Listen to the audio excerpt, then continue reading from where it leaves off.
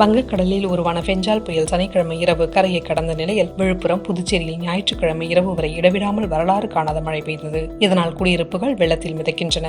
திருவண்ணாமலை மாவட்டத்தையும் கனமழை புரட்டி போட்டது. திருவண்ணாமலை நகரம் முழுவதும் வெள்ளக்காடாக மாறியது. தாழ்வான பகுதிகளில் வெள்ளம் சூழ்ந்ததால் மக்கள் சொல்லனா துயரத்துக்கு ஆளாகினர். சென்னை உள்பட தமிழகத்தின் பல்வேறு மாவட்டங்களில் கனமழை வெளுத்து வாங்கிய நிலையில் விழுப்புரம் மாவட்டத்தில் அதிக கனமழை பதிவாகியிருக்கிறது. விழுப்புரம் மாவட்டம் மயிலத்தில் அதிகபட்சமாக ஒரே நாளில் 500 மில்லிமீட்டர் மழை பதிவாகியிருக்கிறது. பெஞ்சால் புயல் மரக்காணம், புதுச்சேரி இடையே சனிக்கிழமை இரவு கரையை கடந்தது. இதனால் விழுப்புரம் மாவட்டத்தில் சனிக்கிழமை இரவு தொடங்கிய மழை ஞாயிற்றுக்கிழமை இரவு வரை இடைவிடாமல் பெய்தது. இதனால் மாவட்டத்தில் விழுப்புரம், திண்டிவனம், செஞ்சி, மரக்காணம், கோட்டக்குப்பம் உள்ளிட்ட பகுதிகளில் மக்களின் இயல்பு வாழ்க்கை பாதிக்கப்பட்டது. விழுப்புரம் உள்ளிட்ட நகரங்களில் குடியிருப்புகள் மழைநீரால் சூழப்பட்டன.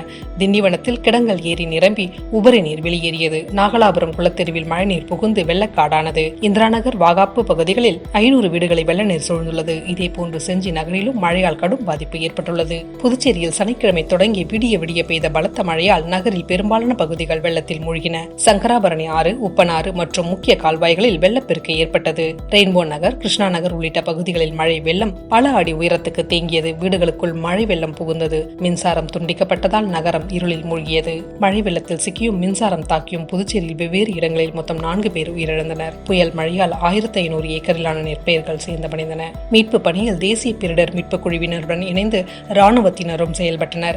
வீடுகளின் முன் நிறுத்தப்பட்டிருந்த கார்கள், இருசக்கர வாகனங்கள் வெள்ளத்தில் மூழ்கின.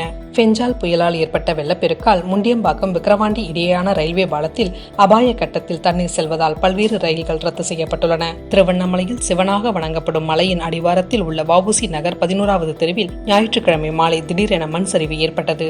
இதில் 3 வீடுகள் மண்ணுக்குள் புதைந்ததாகவும் அதில் இருந்த 7 பேரை காணவில்லை என்றும் தகவல்கள் தெரிவிக்கின்றன. இதையடுத்து அவர்களை தேடும் பணி தீவிரமாக நடைபெற்று வருகிறது.